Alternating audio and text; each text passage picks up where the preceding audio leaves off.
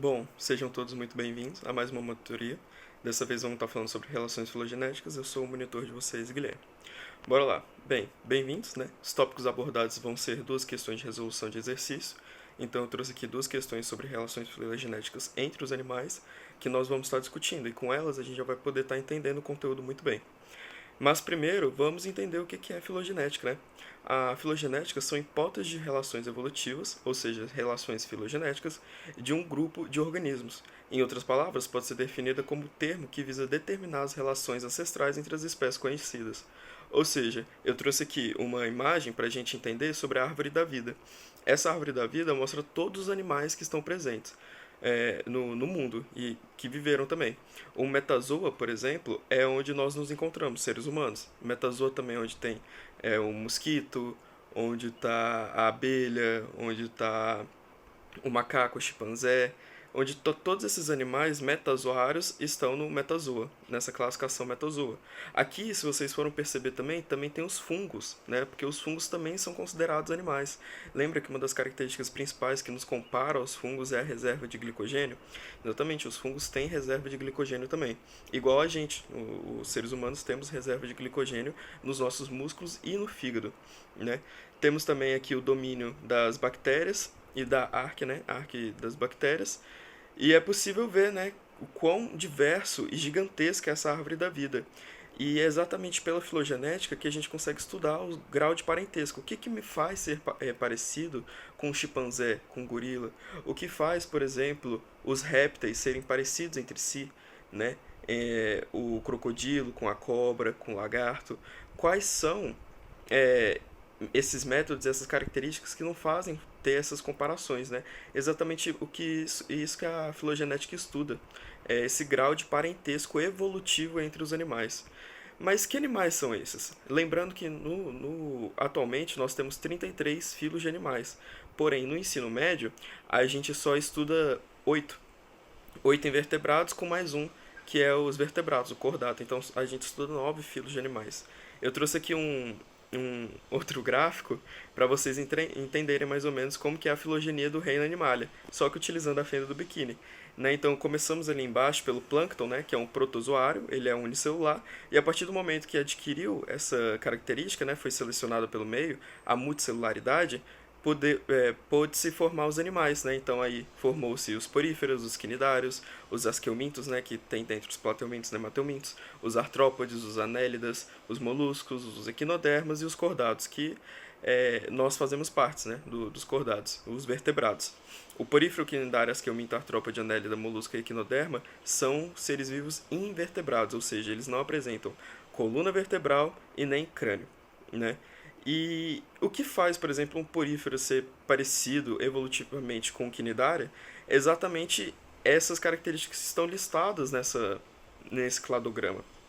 Por exemplo, porífera e quinidária são multicelulares, porém a diferença entre porífera e quinidária, mesmo eles tendo um ancestral comum, é que no porífero eles não têm tecido verdadeiros, já nos quinidários têm tecido verdadeiros, e mais, eles também são diblásticos, né? Então, foram essas características que foram sendo selecionadas nos ancestrais comuns que foram dividindo as espécies, né? Então, o porífera virou porífera por causa da que ele não apresentava tecidos verdadeiros. A partir do momento que se adquiriu, né, foi selecionado, na verdade, os tecidos verdadeiros naquele ancestral comum. Ele também sofreu outras modificações, ou seja, sofreu outras pressões que fez, por exemplo, que ele adquirisse dois folhetos embrionários, no caso dos quinidários, que são diblásticos, ou então quando ele passou a assumir três folhetos embrionários, por causa da seleção natural novamente, ele pôde se dividir e se especificar mais em outras espécies, no caso dos asqueumintos, dos artrópodes. Então é isso que nós vemos quando estamos estudando a filogenia, né? Cada uma dessas características que foram sendo selecionadas ao longo do tempo, evolutivamente. Então agora que vocês entenderam o que é a filogenética e por que a gente estuda, vamos ver uma questão muito importante aqui que vai dar para fixar bem, né? Esse quadrinho é bem interessante de vocês verem as principais características que tem em cada filo, né? Por exemplo, os moluscos não serem segmentados, já o anélida ser segmentado, porém os dois são lofotrocosários, né? Então isso é muito interessante vocês estarem vendo o que foi acontecendo evolutivamente, que foi modificando esses seres vivos. Mas vamos ver a questão então. A figura mostra uma árvore filogenética dos grandes grupos de animais invertebrados. Existe um filo animal pouco mencionado nos livros textos, chamado Gastotomúlida, cujos representantes atuais vivem entre os grãos de areia de certas praias oceânicas. Os animais desses grupos não apresentam corpo segmentado nem cavidade corporal, mas certas espécies têm tubo digestivo completo, com ânus e boca. Tais características sugerem que os gastotomúlidas se separaram do tronco principal da árvore filogenética, entre os grupos D.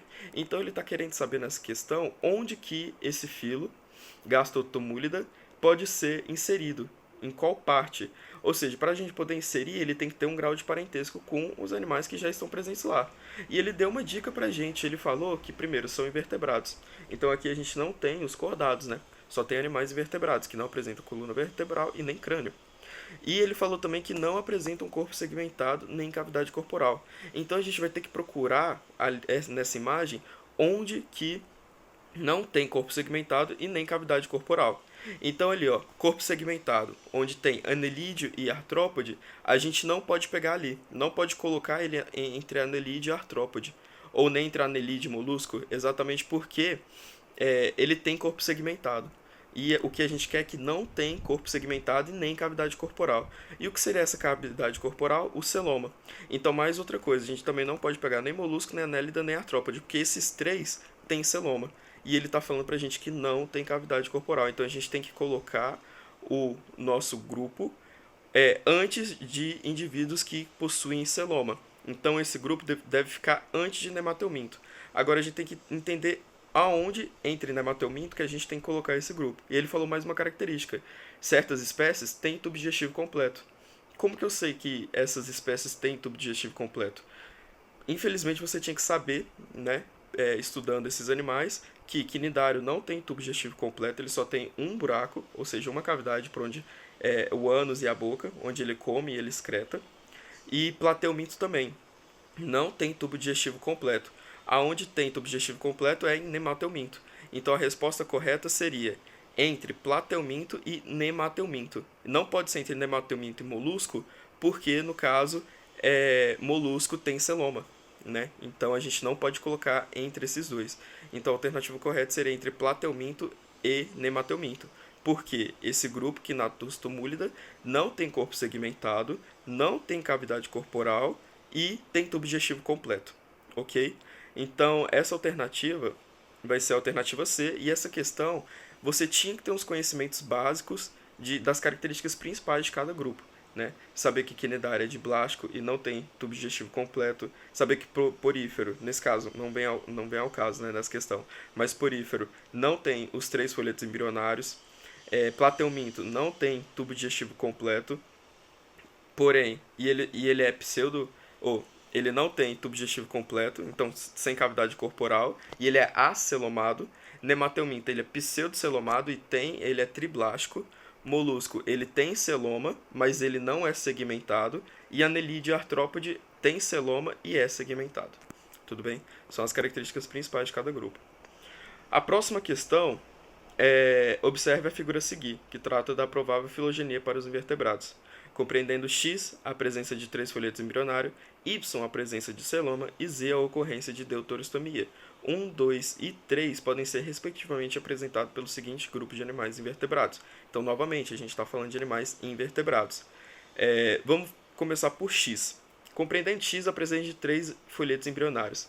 Quem tem 3 folhetos embrionários? Vamos para as alternativas, vamos fazendo o método de eliminação. Se X tem 3 folhetos embrionários, 1, 2 e 3 também tem que ter 3 folhetos embrionários.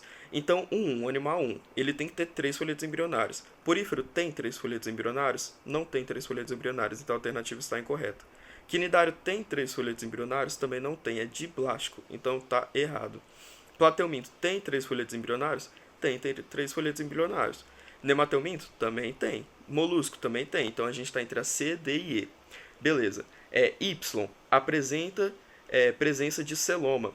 Plateuminto tem celoma? Não tem celoma. Plateuminto é acelomado. E nemateuminto tem? Nemateuminto tem. Molusco tem? Molusco tem. Vamos agora para Z. Ocorrência de deuterostomia. Quem tem deuterostomia? Equinodermo é deuterostomia? Tem deuterostomia? O que seria deuterostomia? Quando você está lá na fase embrionária, a fase embrionária que tem aquela cavidade, o blastóporo, aquele blastóforo vai dar origem primeiro ou na boca ou ao ânus. Então, se ele der primeiro origem ao ânus e posteriormente à boca, esse animal é chamado deuterostomo.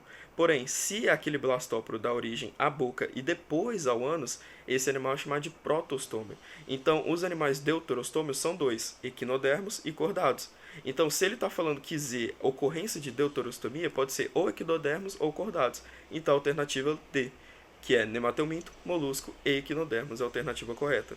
Então, gente, novamente recapitulando, tentem pegar depois, voltar nessa parte aqui, onde apresenta as principais características de cada grupo, né, de cada filo. Infelizmente, vocês vão ter que decorar isso, entendendo que é uma escala evolutiva, e pelo menos aprender e decorar, memorizar essas principais características que vocês estão vendo que caem bastante, né? Então é isso. Obrigado por participarem. Foi uma monitoria bem rápida, porque não tem muito o que falar, são um grau de parentesco entre os animais. E é aquelas características que vocês têm que entender. Muito obrigado, qualquer coisa é só mandar umas dúvidas. Tchau, tchau.